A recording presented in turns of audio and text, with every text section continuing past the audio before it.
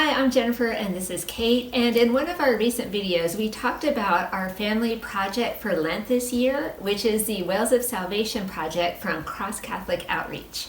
It is a great program and we'll have the video linked down below for you. But we also, during Lent, try to up our spiritual reading. So that's what we're going to be talking about today. We're going to be going over our to-be-read pile of Lent books for 2022. We have 6 books and 40 days. Can we do it?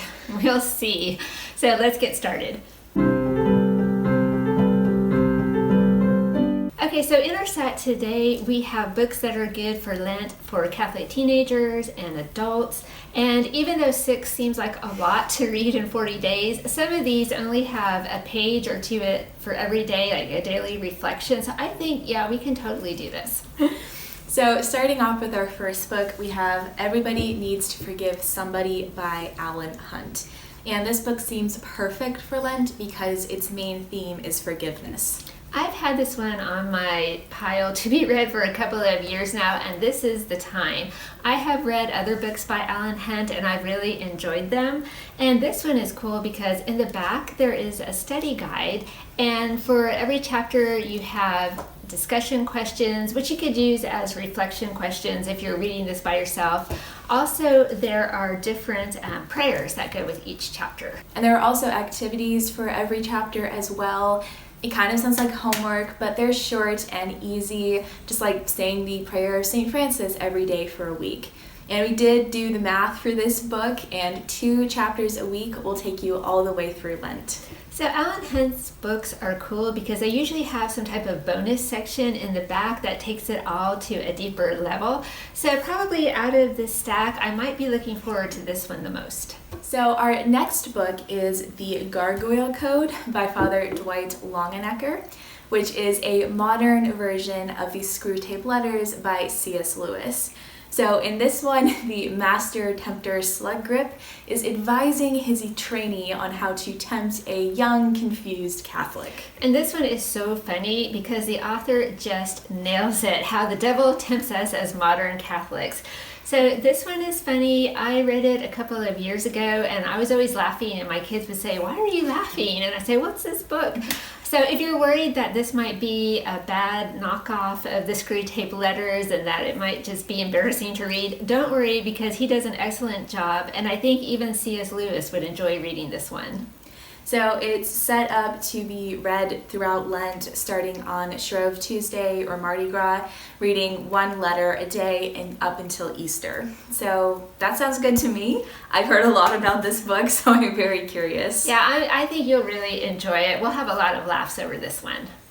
All right, now we're up to this one, Lent and Easter with Mary, which I read, I don't know, maybe 3 or 4 years ago. So it's another repeat for me, but it was so good that I'm really anxious to read it again. It's a little bit unique because it doesn't stop at the end of Lent. It goes all the way through Pentecost, the whole Easter season. So you get reflections on that time of the church year, which is kind of unique. So this one it has different readings on Mary in different settings, like in art, religious life, and music. It also talks about all the different apparitions and the saints and the history of Marian hymns. So there is a lot of stuff in this book, and it looks very interesting. It really is. And of course, it relates it all back to Jesus. And seeing this book out reminds me that I need to check and see if Thomas J. Crogwell, the author, actually wrote other books, because if he did, I definitely need to find those and read them also. The next book we have is The Art of Lent, a painting a day from Ash Wednesday to Easter by Sister Wendy Beckett, who I believe is a famous nun/art historian, because I know we've read some other books by her. Yes, we have read a lot of books by her because we really like art here. So she was a cloistered nun, I think a Carmelite, who when she was in her 60s suddenly became a famous BBC art historian and had a TV show, I think. So this one looks really good. It's very small, obviously, and the pictures are great, but I am noticing that the print is kind of tiny in here. Not the easiest thing to read. Yeah, the print is kind of light, so I got this one from Paperback Swap, and I didn't realize that this book is about half the size of her normal books. And so I was kind of bummed about that. The pictures are fine, I think, but the printing might be an issue. I did look, and this doesn't come in a larger size, so if you want Sister Wendy for Lent, this is what you get. But we're still going to give it a go. It looks intriguing. We'll let you know how we do with it. The next book is the Sermons of St. Francis de Sales for Lent, which we just got last month from Tan Books. So this book has 12 chapters on different things like fasting and humility. And again, if you do the math, that's 2 chapters per week.